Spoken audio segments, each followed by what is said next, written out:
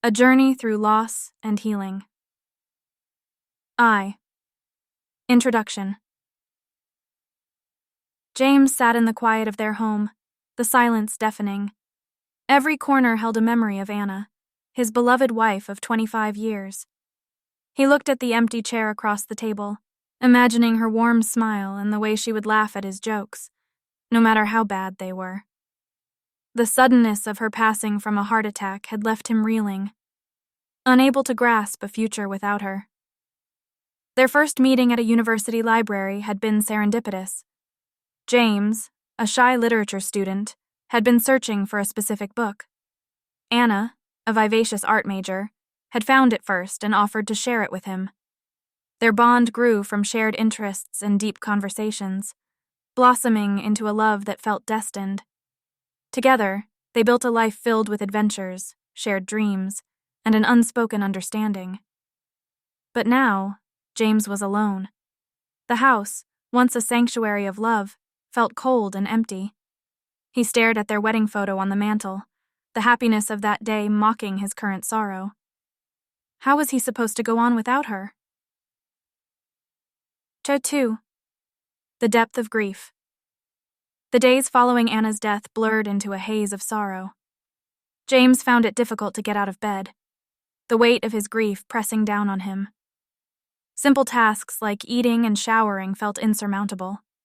He spent hours in their living room, surrounded by the things that once brought them joy. Friends and family reached out, but James couldn't muster the energy to respond. He ignored calls, letting the voicemail fill with messages of concern and condolence. The few times he did speak to someone, he felt a disconnect, as if he were underwater and their voices were distant and distorted. One evening, he came across an old photo album. He opened it and began to flip through the pages, tears streaming down his face. Each picture told a story: their honeymoon in Italy, holidays spent with family, quiet moments at home. The memories were bittersweet, a painful reminder of what he had lost. James withdrew further into himself, avoiding the world outside. He stopped going to work, unable to face the sympathetic looks and awkward conversations. The nights were the worst.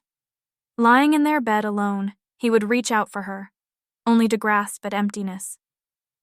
The loneliness was suffocating. 3.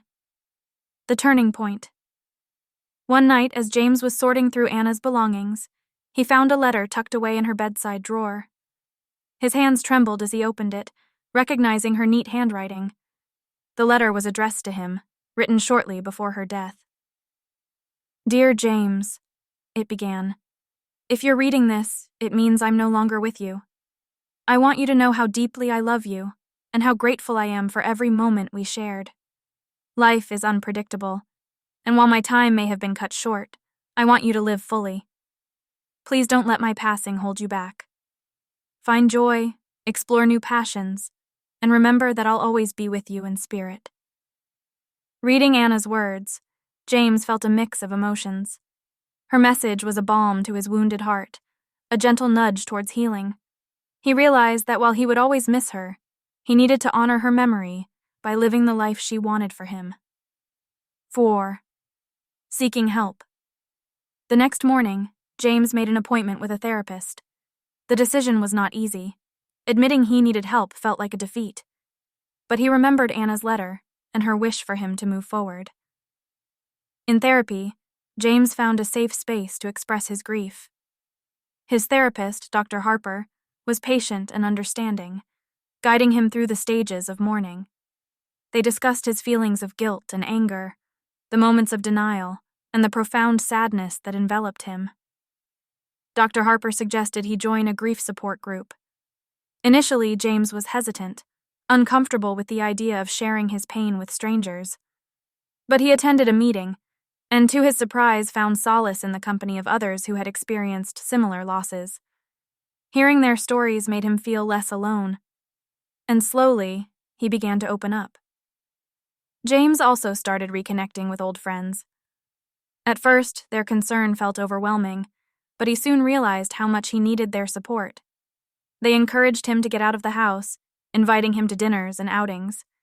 These small steps helped him regain a sense of normalcy. V. Acceptance and moving forward. 1 year after Anna's death, James visited her grave. It was a sunny day, the sky a brilliant blue. He brought a bouquet of her favorite flowers and sat by her headstone, feeling a sense of peace he hadn't known in a long time. Thank you so much for watching. If you enjoyed this video, please give it a thumbs up and consider subscribing to our channel for more content like this. Don't forget to hit the notification bell so you never miss an update. Once again, thanks for tuning in, and we'll see you in the next video.